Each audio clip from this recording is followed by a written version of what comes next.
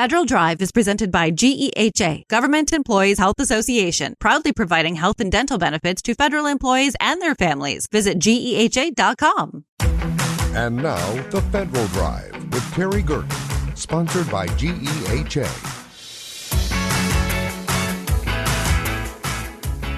Welcome to the Federal Drive on Federal News Network. It's Tuesday, December 9th.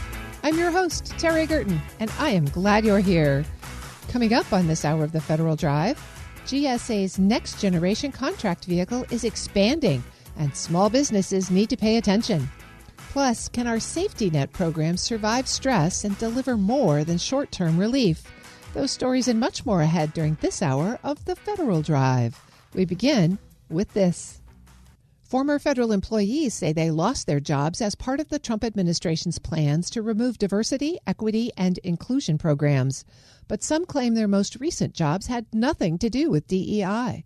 They're now part of a class action lawsuit challenging their removal. For more on this case, Federal News Network's Jory Heckman spoke with an attorney representing the plaintiffs, Mary Kuntz. But first, you'll hear from one of the plaintiffs themselves, Mari Stanak. I was really excited about a new role that I had at OPM. I was director of the Talent Innovation Group, where my job was to pull best practices and then pilot test and share across federal agencies best practices in retaining top federal talent. So on January 21st, in the evening, I got a phone call from a DC area code and on my personal cell phone, and I picked it up, and it was a member of OPM HR saying, "Hey, I have some bad news. You're being placed on administrative leave effective immediately while OPM, quote, investigates your radical and wasteful DEI activity." And aside from the initial fear and shock of being placed on administrative leave while being, quote, investigated, the confusion set in when the HR person said, "for your radical and wasteful diversity, equity, and inclusion activity," because I said, wait a minute, I'm not in a diversity, equity, and inclusion position right now. Yes, I did formerly work in diversity, equity, and inclusion. I started a new role in a job that has nothing to do with diversity, equity, and inclusion.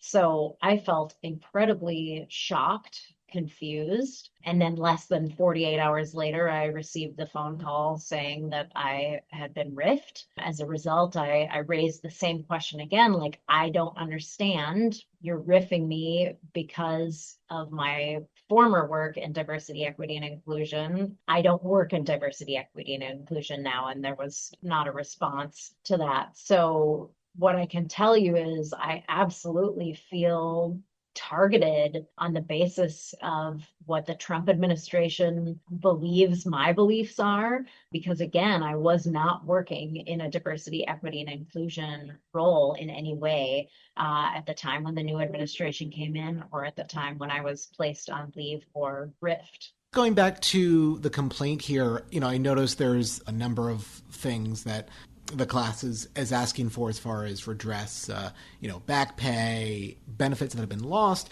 I noticed one thing that's not in that list is being reinstated back to these jobs.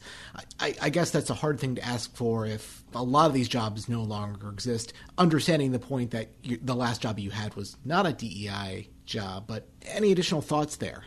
Well, first of all, this has been an incredibly stressful period for myself, and I know for so many other people who've been impacted in this way. Losing our passion and mission professionally, and also our livelihoods. Like I happen to be the sole breadwinner in my family with a disabled spouse who has been unable to work. I provide the health insurance for my spouse and our toddler.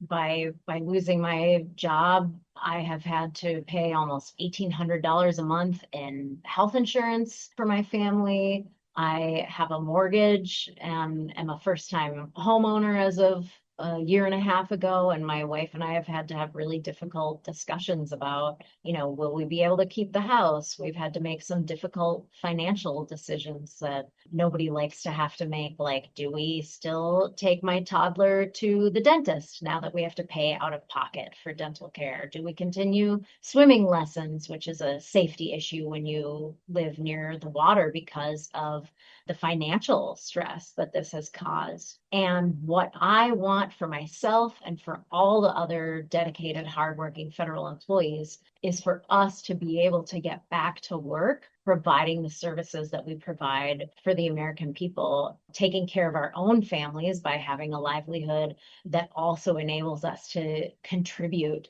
to society in this way by supporting the safety and prosperity of people in this country. For example, by keeping water clean so that your kids can go swimming in our lakes and rivers without getting sick. A central thing to this lawsuit is just the amorphous nature with which this administration characterizes what is and what is not DEI. Do you get the sense that DEI is just kind of this blanket term that is being used to describe like programs the administration disagrees with or doesn't believe in? It just kind of seems like it is being applied to a whole host of things here. One of the big issues is that while President Trump issued 2 executive orders, one on January 20th and one on January 21st, addressing DEI, in no place does he define them. He characterizes them as illegal and discriminatory and various other vicious things, I think many of which are quoted in the complaint, but he doesn't define them. Subsequently, both DOJ and the EEOC have sought to make cases for why what they characterize as DEI is illegal and discriminatory. What we know is that people who worked in jobs that were characterized as DEI, one worker, for example, told me recently that for decades they've worked in HR doing recruiting and trying to make sure that jobs were advertised to the widest population possible so that the federal government could get the best applicants. That was her job. It recently got characterized as a DEI position. What she did was HR. What it got characterized as was DEI. She didn't feel like she was doing anything different than she had done for 20 years. So I think that this sort of amorphous nature of DEI, part of the point we're making is that this is a way of politicizing the terms DEI, and we are making a claim that there is a form of political discrimination, which under the Civil Service Reform Act is a prohibited personnel practice, discriminating on the basis of political affiliation, or as we're saying, imputed political affiliation is a prohibited personnel practice. You can't do that. You can't decide that somebody is a different party than the party in the White House and decide to fire them on that basis. And Mari, anything you'd like to add? I'll just share one example of the kind of work that I and my former colleagues did. I managed a team who provided information about federal jobs that were available to people with disabilities, early career or recent graduates, including from minority serving institutions, so that everybody in this country can have the chance to compete for good federal jobs where they can make a meaningful impact on the lives of Americans. So, my former team would go to colleges and universities or hold job fairs, sharing information about how to create USA Jobs profiles, how to update your resume, again, so that everyone has that fair chance to compete for good jobs, and then so that federal agencies get to recruit top talent to help us in achieving our various missions, whether it's ensuring that veterans get access timely to the benefits that they're entitled to as a result of their military service, or keeping our medications safe and available. That was Mari Stanak speaking with Federal News Network's Jory Heckman. You also heard from Mary Kuntz, an attorney representing the plaintiffs. You can find the full story at federalnewsnetwork.com. Up next, can our safety net programs survive stress and deliver more than short-term relief? This is The Federal Drive with Terry Gerton on Federal News Network.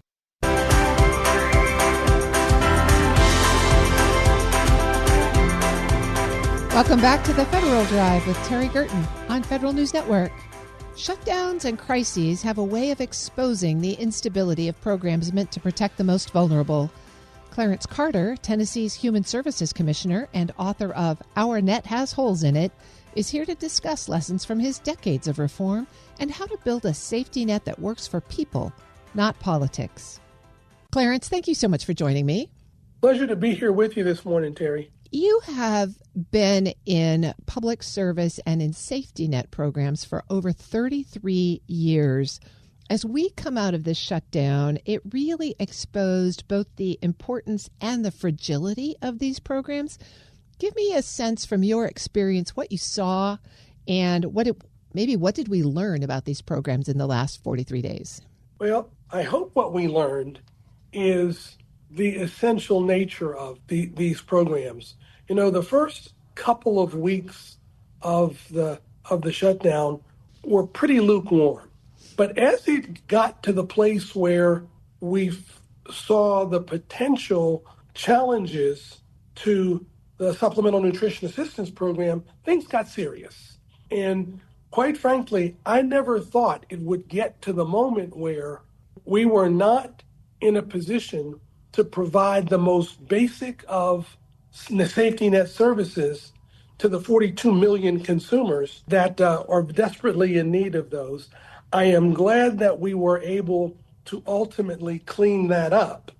But having that, if you would, anvil over the head of individuals that desperately need that most basic support, I think showcased the importance of the safety net and some of the programs we administer. You've just written a book called Our Net Has Holes in It. When you look at these programs, I know you've worked in housing assistance. Now you're supporting all kinds of human assistance programs there in Tennessee. What are the most enduring lessons that you want to bring forward about making sure these critical programs work for people? Terry, the most, I would think, enduring message that I have is that we clearly, in this nation, we have a desire to help our neighbors that are living in the margins. We spend annually, and this is federal government alone, $1.49 trillion annually in service to vulnerable Americans. My argument, and our net lays out this argument, that what we have to do is shift our intention, shift our design, and shift our execution. It's not about us not caring enough. It's not about us not spending enough. It is about flawed intention, design, and execution. As you think about those three principles, let's take design first, because that's the structure that we're working with. That's right. What are the core features that need to be reformed? The first core feature is that all of the 114 means-tested programs they were designed singularly to address one aspect of the human condition. And they weren't designed to work in conjunction with anything else. But many of the consumers that the system serves has multiple challenges that need to be remediated. And the system wasn't designed to take that kind of comprehensive approach. And so one of the first things that has to happen is the system has got to be reformed so that all of the programs can be enabled to operate as tools in a toolkit, but that can be connected to allow us to take a more comprehensive approach to the issue of human well-being, not simply the administration of programs. I'm speaking with Clarence Carter. He's currently the Commissioner of Human Services for the state of Tennessee. Clarence, that's a huge design issue. I want to talk also about execution, because human services programs and assistance are state-federal partnerships. You've worked on both sides of that. That's what correct. Are the execution issues there, and how can we overcome them? Okay, and so, Terry, you laid that out perfectly. And the challenge is the states and localities administer the programs and utilize the funding with some state add-on, and the states administer the programs. And so what ends up at the state level is you end up executing the flaws of design of the federal system. Okay. And so the state doesn't have an opportunity to do it differently. They have to administer the rules of the programs as they have been given. And so my life's work has been a journey to call out the dysfunction of design that begins at the federal level and then works its way all the way down the food chain until it gets to the consumer, who then is, quite frankly, in a place where they are being served by a system with great intention, but really poor execution and design. All right, so the third portion that you mentioned was intention, and you've worked across party lines. You've worked with leaders of both parties across the partisan lines. One would think that vulnerable assistance would be an important bipartisan issue, but it gets tangled up in politics. How do we separate the value of the programs and the intent of the programs from the politics around the programs? Terry, I think that we have to do that by shifting our focus from the politics to the programs. Okay. And I feel like, and we lay this out in our net, it begins with intention. Our intention has to be that we meet our neighbor in their vulnerability with the intention to grow them beyond the vulnerability, not simply provide benefits, goods, and services as long as they meet the criterion to be served. And I believe that if we begin with that intention, we can check our partisan weapons at the door and focus on, okay, if it's our intention to grow people beyond, then how do we architect a system to achieve that objective? We have to begin with this shared vision of understanding that we will always have, every society known to humankind has, that we will always have neighbors amongst us that suffer from some manner of economic, social, developmental vulnerability. And so we have to design an efficient, effective system that understands vulnerability with the intention to grow our citizenry beyond that vulnerability. And success has to be in a system like that, not that I delivered a benefit, good, or service, but that the consumer got healthier for it. We measure right now, we measure outputs. I can tell you as a administrator of the SNAP program, what I get held accountable for is, did I deliver the SNAP benefit to who was entitled to receive it? Did I deliver it in the right amount? And did I deliver it in the right time frame? Nobody asked me, did that family get to a place where we grew their capacity so that they don't need it? I get judged on efficiency measures.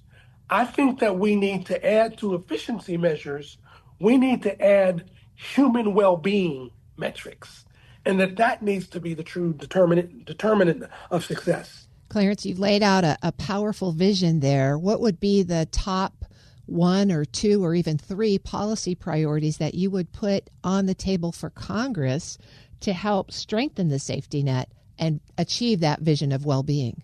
The first would be connectivity. And what I mean by that is that the 114 means-tested programs of the safety net need to be able to be connected so that they become tools in a toolkit to achieve the objective of growing people beyond. So connectivity is important. But before we get to connectivity, we have to begin with a shared vision. And that shared vision, our argument in NET is that shared vision has to be helping individuals achieve the highest degree of freedom possible. The highest degree of freedom possible.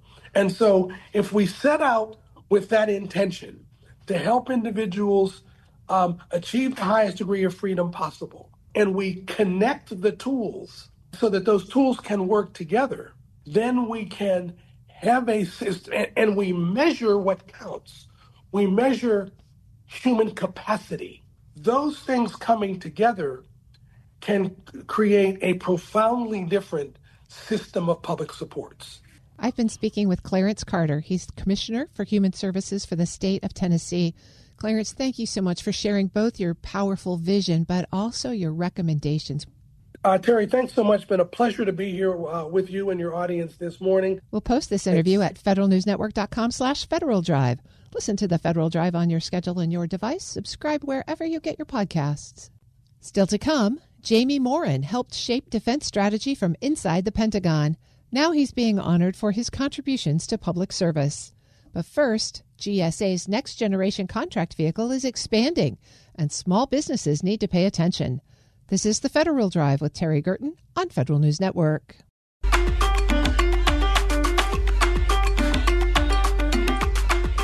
Welcome back to the Federal Drive with Terry Gerton on Federal News Network. Oasis Plus enters Phase 2 with 5 new service domains and draft scorecards expected December 16th, ahead of a January 12th solicitation date. The expansion could reshape competition and compliance for federal contractors, especially small businesses. Stephanie Castro, president of the Professional Services Council, is here to share her insights. Stephanie, great to have you back. Thanks for having me, Terry. We're going to focus a little bit more than we usually do today on things that are happening in the small business world. So let's start with December 4th, GSA announced the launch of the Oasis Plus Phase 2 expansion. First of all, tell us what's noteworthy there. So this is long anticipated, Terry, and I will say thank you very much for focusing on small business today. It has been an area where a lot of our contracting friends have looked for guidance and information from the executive branch and from the legislative branch, to be honest, about where small business policy is going. And so thanks so much for raising this important issue area. Oasis Plus has been in the works for so many years now, and there are hundreds, if not thousands, of vendors very interested in this expansion. And what I'll tell you very quickly is Oasis Plus had been 8 domains or 8 categories of services. It is now 13, and the 5 that they've added in this new tranche are very interesting. It is things like business administration, financial services, human capital, marketing and public relations, and social services. So this is a dramatic increase in the scope of Oasis Plus. It expands from 8 domains, service domains, to 13. And we have a lot of interest here in the contracting community about how they can support the executive branch through these new domains. Those new domains seem tailor-made for small businesses. What are you hearing about how small business might be able to participate now? Again, it's very exciting. It looks like the proposal submissions, the solicitations will be open here in January of mid-January of 2026. We'll have to see what the actual words on the paper, if I can be that mundane about it, say about small business participation. But this is exactly the kinds of domains that small businesses excel. The marketing and PR, the human capital, financial services, et cetera, where they can partner with large companies either in a joint venture or as a mentor-protege. So we'll have to see what GSA decides will be the allowable partnering arrangements going forward. I would also note that this is a reflection of an executive order that the president signed out early on, and it was back in March. It was EO 14240, eliminating waste and saving taxpayer dollars by consolidating procurement.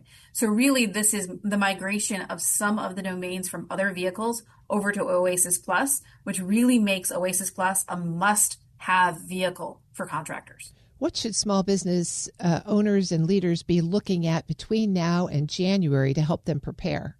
They really should check out Oasis Plus Phase 1 and see what came out in the solicitation documents for that. They should monitor the GSA websites very, very closely to see if any blog posts there will give them insight into what will be allowable.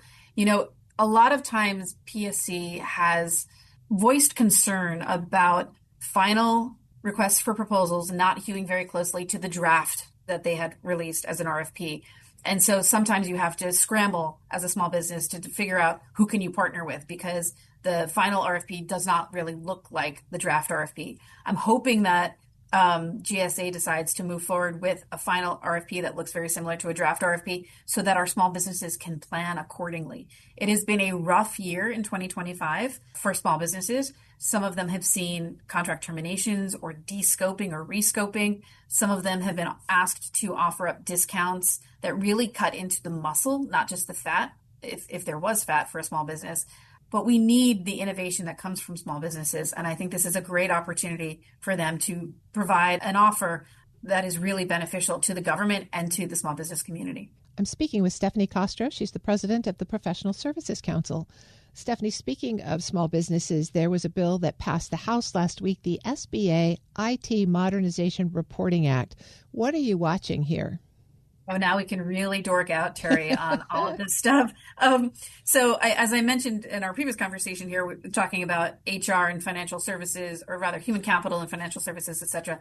The IT Modernization Reporting Act is a really interesting piece of legislation that looks at recommendations offered by the Government Accountability Office back in 2024 about reporting on agencies' IT systems. And so they really want the Small Business Administration to help address risks tied to small business certification platform that can help reduce the project risk so that it can actually improve project risk management, establish a risk mitigation plan, and resolve cybersecurity vulnerabilities.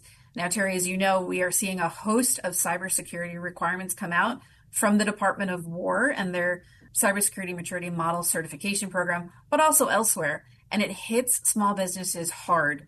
Some of this is basic cyber hygiene, but some of it is really, really burdensome on small businesses that don't have the resources and can't spread resources out between, say, a commercial side and a government side.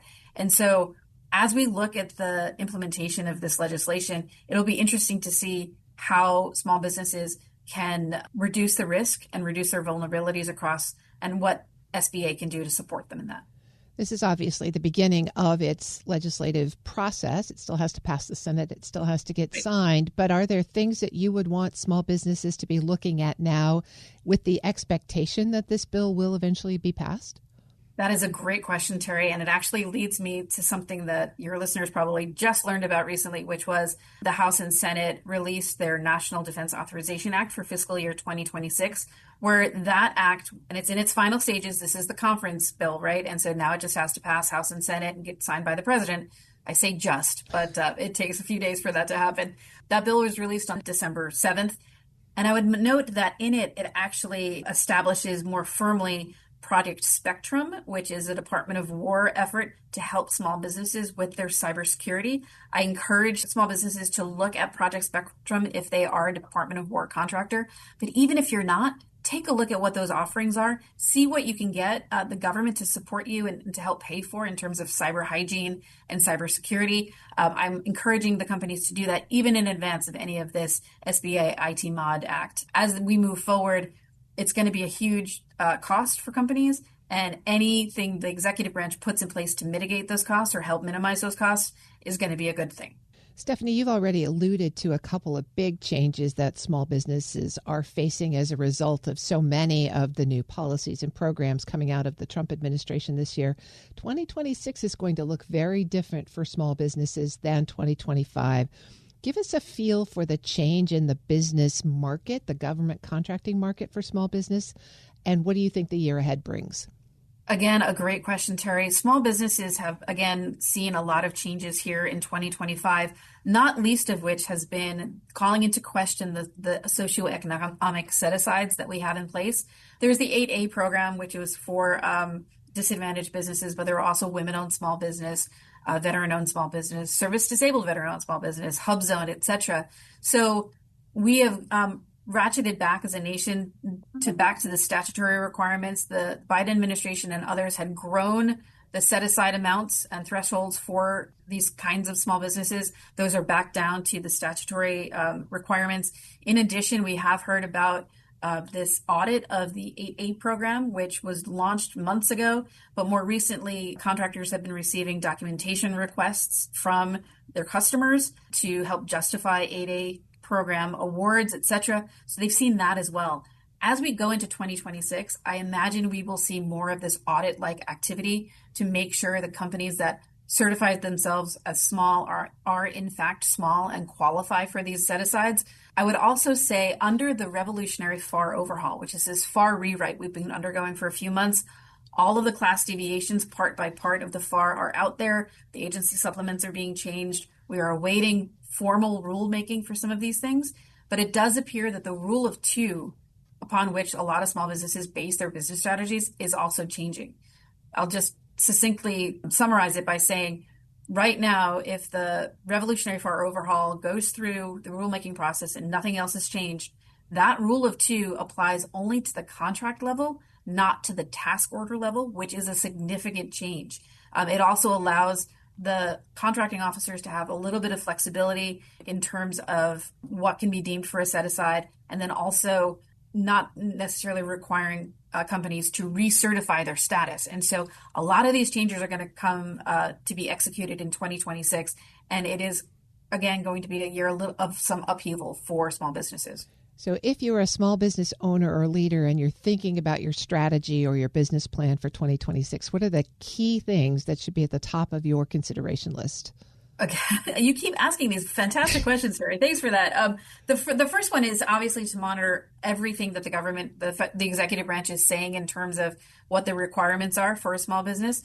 I would also make sure that if you have an opportunity to get on a vehicle yourself as an organic small business or as a joint venture, go ahead and get on, because I'm not sure what on-ramping opportunities are going to look like in the future for some of these larger vehicles. And also make sure that you have all of your documentation in a row. All your ducks in a row for documentation. And that includes not just, hey, you've got an 8A contract award and you may be getting required to submit some documentation, but to certify yourself, to make sure that the platforms are in place where you can certify yourself quickly with the SBA, and making sure that you have all of that documentation in line. This is also an interesting dynamic for any new entrants to the market who have not experienced what existing small businesses experienced here in 2025. They may look at this and go, the juice is not worth the squeeze. It's too hard to do work with the federal government. I think it is a business decision that if folks want to come and talk to those of us at the Professional Services Council, and we can give them a little bit of a taste of what the dynamics are, and we're happy to talk to them about, is this a good market for you to explore? I think it is, particularly, for example, we talked about at the top of this discussion, the Oasis Plus expansion. The new 5 domains for services are great for small businesses. How do you compete for that? Come talk to us and we can help you out. Stephanie, I really appreciate the Small Business Roundup. There's so much more news. We'll catch up on the NDAA and the National Defense Strategy when we chat next. But thanks for being here today. Thanks so much, Terry, and good luck to all the small businesses out there. Stephanie Castro is the president of the Professional Services Council. We'll post this interview at federalnewsnetwork.com/Federal Drive. Subscribe to the Federal Drive wherever you get your podcasts. Coming up next, Jamie Morin helped shape defense strategy from inside the Pentagon. Now he's being honored for his contributions to public service. This is the Federal Drive with Terry Gerton on Federal News Network.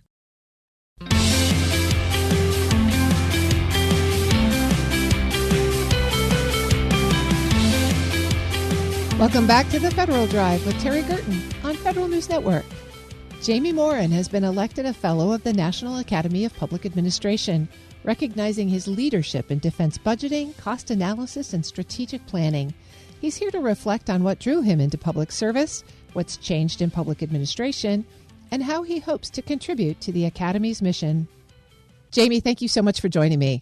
My pleasure. Congratulations on being a newly elected Fellow of the National Academy of Public Administration. What does that honor mean to you? Well, gosh, the number of folks that I have admired over the years who are fellows of the Academy is pretty impressive. And so it was humbling, but really a wonderful recognition. I was deeply honored. Well, it reflects a lifetime of service. Tell us about what motivated you to begin public service in the first place. You know, I take it back to family influence for one.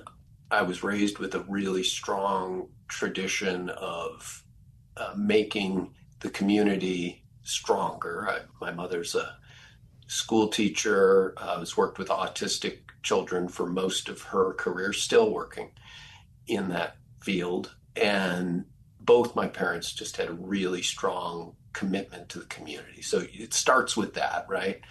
And then for me, I grew up in the late Cold War, and that built in me a really strong interest in national security. And so I was struck that a meaningful way to serve and to strengthen the nation was to work in a career in national security. And it's been just enormously rewarding and fulfilling. As you think back across that career, you served in the Air Force, you served at DoD level. What stands out as one of your most meaningful accomplishments in the public administration space? Well, you said accomplishments, but let me start with a moment. I guess this will sound hopelessly naive in these cynical days, but the first chance I had to take the oath to uphold the Constitution when, as a graduate student, I guess I was 22 or 23 years old, I was offered the chance to work in the Pentagon on requirements and plans. And to be pulled into something, much, much bigger than yourself, to be pulled into incredibly consequential matters and to do it with a devotion to those principles in the Constitution, that, just being in that moment as a young person was a tremendously shaping experience for me. So that's where I would have to start. And, I've probably taken that oath personally 6 or 7 times since. I've administered it dozens of times. I had the privilege of presiding at a graduation ceremony from basic military training with, hundreds of young people starting a career in military service. But you keep coming back to, we are offered an opportunity in this nation to uphold a constitution that's bigger than any of us, bigger than the politics of the moment. And that's a great starting point. To the accomplishments, I've worked mostly in resource management, in making smart decisions with the taxpayers' money, chief financial officer for the Air Force, cost assessment and program evaluation of the Department of Defense as a whole. So the biggest opportunities for impact in roles like that are when you can get something started on the right foot. And the things we do in national security, particularly in developing technology, it takes time. We're trying to do really hard things, but I had the opportunity with both the Air Force and working for the Secretary of Defense to get a few really consequential and major programs started. Thinking about the B-21 bomber for the Air Force, for example. It had been a long time since the U.S. Air Force had been able to buy a bomber on something approaching planned cost and planned schedule. And it looks like we're on a path to be pretty darn close to that on that program. And so that's a tremendous thing to be able to look back and say, hey, we've been working on this. It's a big deal. Billions of taxpayer dollars, critical to the success of the Joint Force. And, I was able to have my fingers all over that at the outset. So that's a significant one. Moments of crisis. We've recently gone through a government shutdown. I had the challenge of operating through a few of those as Air Force CFO and working in OST, and some close calls as well as actual shutdowns. Those are searing moments where leaders have to make tough decisions. Again, with the Constitution first and foremost in our mind, our system isn't always perfect, but it is ours, and it's our responsibility to operate within it and to make it better. And then finally, I guess I would highlight people in that the public service is an important calling. It demands things of people that are different than what we ask of people in the private sector. And because it's sometimes hard for people to get their feet under them in the complexity of an organization like the Department of Defense or many of the other federal agencies, we have to make long-term investments in our people. So being able to be involved in hiring and developing talent and giving people an opportunity to really accomplish their potential, and then to also send them forth to go do bigger and better things, whether in government or outside. Those have been just tremendously rewarding for me. I'm speaking with Jamie Morin. He's Vice President of Defense Strategic Space at the Aerospace Corporation and a newly elected fellow of the National Academy of Public Administration. Jamie, you told some great stories there, but early in that last response, you mentioned the oath of office and allegiance to the Constitution. You've seen in your service firsthand how trust in government can be tested in times of fiscal uncertainty and strategic transition, and we're certainly in that right now. How do you view the current state of public administration, and what can it do to help increase public trust in government? Yeah, I think approaching public administration as an exercise in continuous improvement is really important. We have to always be willing to question the how of how we get things done, take advantage of new technology, take advantage of new concepts and approaches. We have to do that still with an eye to the core principles, right? Public service is a public trust. We have to conduct ourselves in public administration in such a way that there is no question about the integrity with which people work and that they are doing things with the right ends in mind. We're talking about a nation approaching its 250th birthday, so the timelines and the time horizon that the public administration has to think about is different than what we as individual humans have to think about, or what even, long-lived companies have to think about. We have to take that long-term perspective for the betterment of the nation. But again, you've got to balance that with responsiveness to changing needs. The needs that the public administration meets in a time are shaped by the time. They're shaped by the technology. They're shaped by the psychology of the citizens. They're shaped by the external environment that we operate in.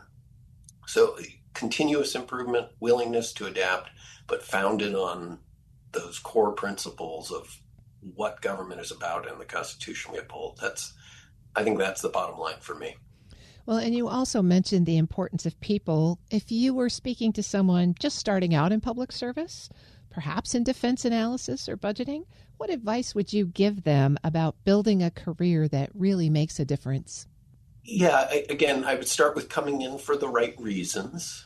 Every once in a while, I run into people who are entering public service with a plan to sort of hop, skip, and jump their way through it. I'm not sure that's the right approach.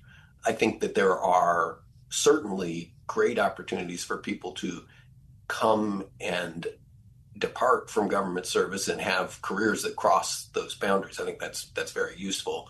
But, it really should be about the mission of the agency and the national interest, not so much the personal interest. And so I find that people that come in with that perspective generally do better, right? If you're thinking about how can I accomplish things for the citizens, how can I deliver on the promises of government, those people are more likely to both enjoy themselves and have a positive impact than those who are, kind of climbing their way up a ladder. But the other piece I would suggest is that reputation matters. People's ability to get things done in complex environments, whether big bureaucracies or just very difficult missions with lots of factors that have to come together, it depends on credibility. It depends on creativity. It depends on being seen as a team player and someone, again, who's willing to make sacrifices to get the right things done. And that's a hard-earned reputation. And it's one that's also easy to lose if you make bad choices. So, I really, as someone who is an adjunct professor at Georgetown now and teaches students who are really interested in public service, these are conversations I have all the time. I encourage people to look at the career, and I encourage them to look at it from a mission accomplishment perspective, because that's how it's going to be most rewarding for them and for the mission that they're trying to actually support. I've been speaking with Jamie Morin. He's Vice President of Defense Strategic Space at the Aerospace Corporation. Thank you so much for sharing your story with us, and congratulations on your election as a Napa Fellow. My pleasure. Thank you, Terry. We'll post this interview at federalnewsnetwork.com/Federal Drive. Subscribe to the Federal Drive wherever you get your podcasts. The Trump administration has just laid out its president's management agenda. The PMA details the administration's vision to drive changes in government for the next few years. But with many of President Trump's goals already underway, the PMA's priorities may look familiar. Details is Federal News Network's Drew Friedman. Drew, thanks for being here. Hi, Terry. Thanks for having me. So now we have a couple of major documents from the Trump administration. The National Security Strategy dropped last week, and now they begin this week with the president's management agenda. Give us the highlights on the PMA. So from the PMA, some of the overarching goals here and priorities are gonna, as you say, look pretty familiar to a lot of people. The Trump administration laid out three specific priorities. That they are to shrink the government and eliminate waste. Second is ensure accountability for Americans. And the third, deliver results and buy American. So those three priority areas are already part of the fabric of the Trump administration, really, and some of the efforts that have already started to unfold over the last several months. So, for example, shrinking the government and, as they say, eliminating waste. Those are things that we've seen with the administration's efforts to reduce the size of the federal workforce, to downsize a lot of agency programs or eliminate a lot of certain types of programs across government. So those are things that are already kind of happening, but it seems like the PMA, and this is something that all administrations release near the beginning of their term, is going to kind of set some more goals and try to hold agency executives more accountable for ensuring those changes take effect and continue taking effect over time. Well, there are a couple of things that strike me as typical about this PMA. It has three overarching goals, and three seems to be a number that we see quite a bit. And each of those goals has some subordinate objectives. Let's take the goals in order. Tell us more about the shrink the government and eliminate waste goal. That's right. So within this overall priority, there's efforts like talking about reducing the headcount or size of the federal workforce overall. As we know, there have already been about 300,000 or so federal employees who have left government this year. So that's one way that this goal or this priority is already kind of in action from the Trump administration. But when I spoke with a senior OMB official about the PMA, they said that, going forward, there's going to be, a measure of success based on how agencies are going to start with their strategic hiring and workforce plans, for example. So as they try to implement President Trump's executive order on federal hiring going forward, that's going to be kind of part two of that is towards shrinking government, but then also kind of changing it for the long run. Other things under that first priority are an effort to shrink federal real estate and federal buildings, the amount that the government holds, and then also, just generally trying to reduce programs that the administration has described as woke or, quote, weaponized. Goal number 2 is ensuring accountability for Americans. What are the details there? So this, again, we're going to see a lot of changes or expectations for the federal workforce and that side of things. So it talks about fostering what it calls merit-based hiring for the federal workforce. We've seen that already starting to take shape a little bit with schedule policies / career and trying to, change the job protections in the way that federal employees are both hired and managed. This priority area also talks about ending what it calls censorship and overclassification. So this is kind of aligned with the way that the Trump administration was moving things forward with the Department of Government Efficiency, or DOGE. So I think we're going to continue to see a lot of similar types of efforts like that going forward, but just in this new context, new framework from the PMA. And let's hit the third one, deliver results by American. What are the objectives under that goal? So here is where we see a lot more of kind of the back end of government and with trying to modernize and improve technology for a lot of agency services. So that was one of the overarching goals within this priority area, is to just modernize the government systems and improve the technology there.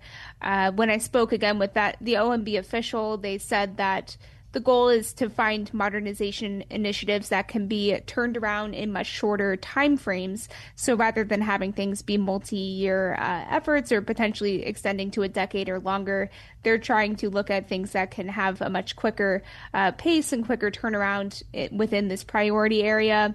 It also talks about, for instance, reducing what they call confusing government websites and removing data that might be duplicative, and removing silos in data as well. So just a lot of, almost some of them are familiar things that we've heard from past administrations as well, in terms of just trying to deliver better federal services at the end of the day. You're right, Drew. The language here does sound very familiar after we've been listening to it for a year, but the devil is often in the details when it comes to the PMA.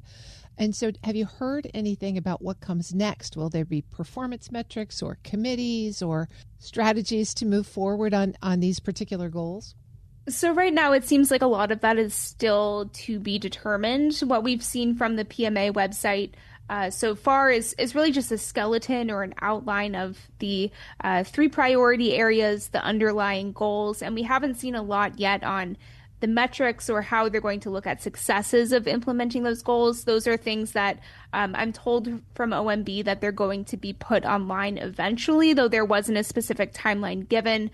There also, as we've seen in past PMAs, there will also be different agencies and different federal leaders that are going to be tasked with ensuring that goals reach or that goals can be reached. So, a lot of these details, I think, are going to unfold over time. It seems like this was really just the start of kind of like launching the PMA, and we'll see how this starts to take shape. As I mentioned, a lot of these are already things that are in the works that we've heard time and again over the course of the year, how the Trump administration is trying to move forward the management of government. But this is essentially setting a more detailed or specific organized framework for those things. And so we might see in more details and just kind of listed out in a different way how those things are really starting to take shape here. Well, and having the framework out there is an important step in accountability and transparency, and a lot of people will be watching for what happens next. That's absolutely right, and I will be one of them. That's Federal News Network's Drew Friedman. Drew, thanks for joining me. Thank you, Terry. You can find the full story at federalnewsnetwork.com. The Federal Drive with Terry Gerton is produced by Eric White and Michelle Sandiford. Our web editors are Daisy Thornton and Stephanie Wright. For the latest updates, stay with federalnewsnetwork.com or follow us on Facebook, YouTube, and LinkedIn. I'm Terry Gerton. Thanks for listening.